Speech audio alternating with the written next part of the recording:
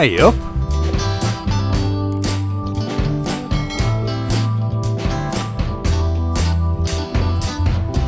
As promised, the full review of the Royal Enfield Deluxe or Touring Footpegs and the touring seats for the Classic 350, the new Classic 350 that is. Now, it's not very often I'm able to get shots like these that you're looking at because it requires quite a lot of manpower and I've got a very limited budget for these videos. So a lot of people won't have noticed, but if you look at my right foot, that is the foot that operates the rear brake, you'll see that it sticks out a bit. I tend to keep it away from the brake unless I feel the need to cover it or actually use it. Now, a lot of people leapt into the comments section for the main review of this bike because they proclaimed there was a problem with the positioning of the foot pegs and the brake, which was forcing me to hold my foot out at an angle. But if you go back and look at some of my old bobber related videos and T120 videos, you'll see that I did exactly the same with those bikes. It's just the way I ride. I've got big feet and I've always found it best to keep it away from the rear brake unless I need to cover it or use it. The reason for this is that if you keep your foot hovering over the brake pad, there's a danger of inadvertently activating your rear brake when you don't mean to, if you hit a bump or a pothole, which is potentially an issue. I also don't cover my front brake unless there's a possibility that I will need it or I'm actually braking. Because having two fingers on your front brake lever all the time is potentially a safety issue. You don't have full grip and control of your handlebars. Now, I don't have an issue with covering your rear brake if you can do it safely and consistently. It's just that I've never been able to, not with any bike that I can remember. Anatomically, we are all different, and some people will be able to cover the rear brake safely, and I don't have a problem with that. Now, the reason I'm discussing this is obviously I'd just got the bike when this footage was taken, and I had the standard foot pegs, the standard seat, and this footage demonstrates something that I want to discuss. Now, I'm going to start off with a review of the new foot pegs, but first of all, let me just tell you where I am with the bike. I've now passed the 300 mile initial braking stage, so we've got an oil change and tappet check and adjustment coming up in the next week or so. I've now put near enough 100 miles on the touring seat and between 60 and 70 miles on the deluxe foot pegs. The mileage that I've covered has been a mix of urban and sort of open country riding, mainly open country, travelling on the roads that you're predominantly going to be travelling on if you're touring.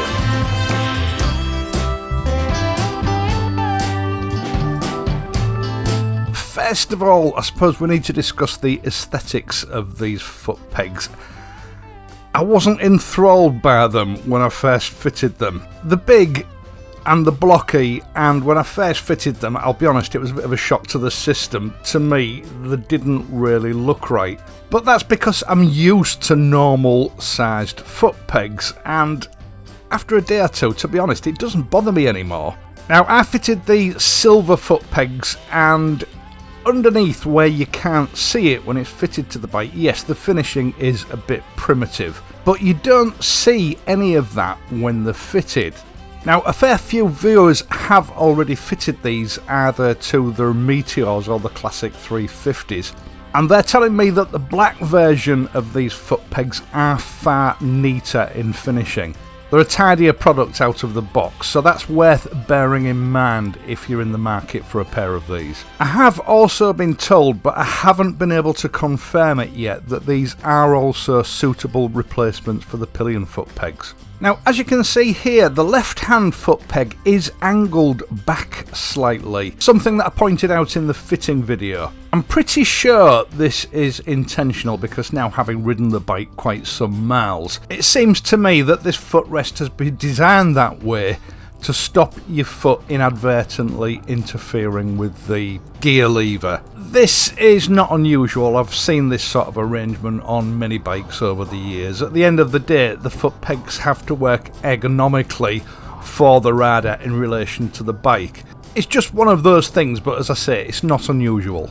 Now with the larger platform, I think the surface area is 3 or 4 times that of a standard Footpeg.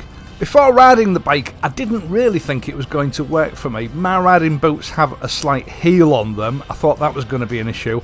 Turns out it wasn't. And on the whole, I found them to be a very pleasant experience. They do provide you with more foot comfort. Now that's not something I thought I would ever say. A Footpeg is just a Footpeg. But the larger surface area supports a larger surface area of your foot, and it minimises pressure points on the sole of your foot. At first it did feel a little bit awkward and ungainly. I was consciously trying to position my feet in a certain way, you know, the way I thought they were meant to be used, but soon realised that didn't work and stopped sort of fighting it, for want of a better word, and started to just let my feet rest in a position that was comfortable and that was convenient for use of the controls, the brake and the gear changer. Now I think the problem was, like I say, at first it felt awkward because it's not where I'm used to having my feet, but I'm used to having my feet in a certain way because I've had standard Footpegs. So they do require a change in mindset when you first start using them, which soon becomes second nature, it becomes natural. And when you reach that point, I found these footrests a very pleasant surprise. Now, staying with the left foot for a minute, as I explained on Wednesday, I've got an injury to my left foot at the moment, which is making riding very uncomfortable, and I pay for it for several days after I've ridden. It hasn't sort of got rid of the pain, unfortunately, but it takes much longer before that pain manifests itself. And because you've got more real estate, you've got more places to move your foot around to adjust it to alleviate the pain, which for me has been quite nice. And I found that it didn't aggravate the problem like the other Footpegs did, because after riding I had no pain. It's been pretty much okay.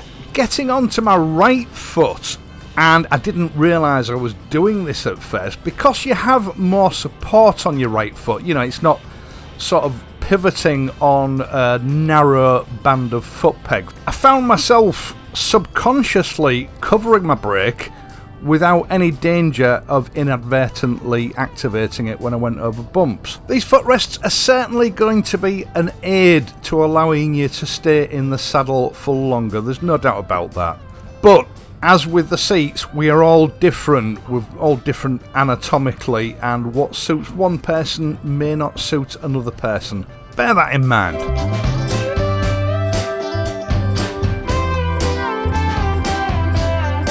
Now, the touring seat, I think the clue is in the name, touring seat, because for me personally, normal day-to-day riding, especially heavy urban riding, I didn't get on with this seat very well. Let me explain. The very first ride I took after fitting it was to visit a friend that lives right at the other side of Hull, almost on the outskirts of Hull at the other side. It's about a 15-mile journey, so a 30-mile round trip. The first 5 miles is on 40-mile-an-hour dual carriageway with the odd roundabout. You know, you're moving all the time, but the rest of it is congestion. It's stop-start traffic, traffic lights, junctions, waiting for long periods at a standstill. Now, the dual carriageway bit was fine, but when I was about halfway through that 10-mile congestion stage, it became obvious to me that this seat was nowhere near as comfortable as the standard seat. It wasn't killing me, but I'd made this journey before with the standard seat, and I'd experienced far more comfort in that stop and start traffic. Now, I think the reason for this is that at very low speeds on roads that are less than perfect, every bump and imperfection on the road is magnified because the suspension isn't able to react properly. It's travelling at low speed. And this seat is substantially firmer than the standard seat, so a lot of those shocks are transferred straight into your buttocks, which translates to discomfort. Now, on the way back home, again, I experienced the same until I got back on the dual carriageway, and that discomfort disappeared. Now, remembering something that I've been told years ago, I'll go into that in a moment, that gave me an idea. So the rest of the mileage, about 70 miles, has been undertaken on moving roads. Not particularly fast moving roads, but, you know, open areas of road. The type of road that you're going to be travelling on if you're touring. And in that situation, I found I was able to ride non-stop without thinking about seating comfort at all. It is a really comfortable seat on those type of roads. Now, I know it sounds counterintuitive, you know, surely a softer seat is more comfortable than a firmer seat. Well, that might be the case with something like a sofa, but it's not going to work in all seated situations. I mean, as we all know, a firmer mattress long term is more comfortable than a very soft mattress. They're also better for your orthopedic health because they provide support. Some of the same factors come into play with a riding saddle. Now, I remember many moons ago when I first got into cycling, the hard seat on the pedal cycle that I'd bought killed me. It was agony. And within 2 days, I was back in the shop looking for a softer, more comfortable seat. Now, I picked up what was known as a comfort seat, which was substantially softer. I took it to the till. The guy that served me was the same guy that had sold me the bike, and he said, you know, what are you buying this for? And I explained that the standard seat on the bike was agony. Now, I trust the advice that he gave me because he basically talked himself out of a £30 sale. And he advised me not to buy the comfort seat and to stick with the original saddle. And I remember him telling me that a comfort seat was okay just for nipping half a mile down the road to the shops. But if you're travelling long distances, which I was at the time, you need a firmer seat. Now, I took his advice, and within a week, I found the standard seat to be really comfortable. To some extent, my body needed to get used to using a pedal cycle. But I took on board what he'd told me. For long distance travel, you need firm support, not soft cushioning. Now, discomfort on a motorcycle seat generally occurs because you're gradually cutting off blood flow through your gluteus maximus. It's cumulative because a softer seat allows you to sink into it further, so it's covering a larger surface area. It restricts blood flow, and eventually over long distances that leads to numbness and discomfort. You know, you start having to wriggle about in your seat to get comfortable. A firmer seat gives you more structured support, and it doesn't allow as much blood flow cut off as a soft seat, so you can last longer in the saddle. Most of the pressure is put on what cyclists call the sit bone. It's the lower part of your pelvis, the part of your body that is actually designed to take those forces when you sit down. Now, a touring saddle like this might require a little bit of a break-in period for the first, couple of 100 miles until you get used to the seat, just like I did all those years ago with that bicycle seat. But from there on in, you can enjoy much longer periods in the saddle without suffering any pain. Now, I know a lot of people don't give these sort of seats enough time. They'll go out on a 20 or 30 mile ride, suffer discomfort, and then declare it unfit. They'll take it off and that'll be it.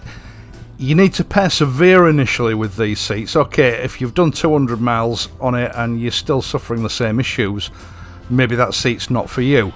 I think what a lot of people don't take into account is that your body softens up when you're not used to riding long distances. If you're only covering 200 or 300 miles a month during the summer months on short hops with your mates, and then suddenly decide that you're going to do a 1,000-mile tour, yes, you're going to have some problems.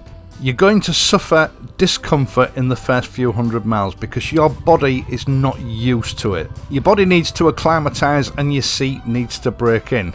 But this seat is definitely not suitable for a day-to-day commute on slow, congested roads. So if that's the only riding that you do, give the seat a miss and stick with the OEM seat. That's not what it's designed for. It's designed for touring. Now, in the greater scheme of things, these seats are not expensive. They're also very quick and easy to swap over.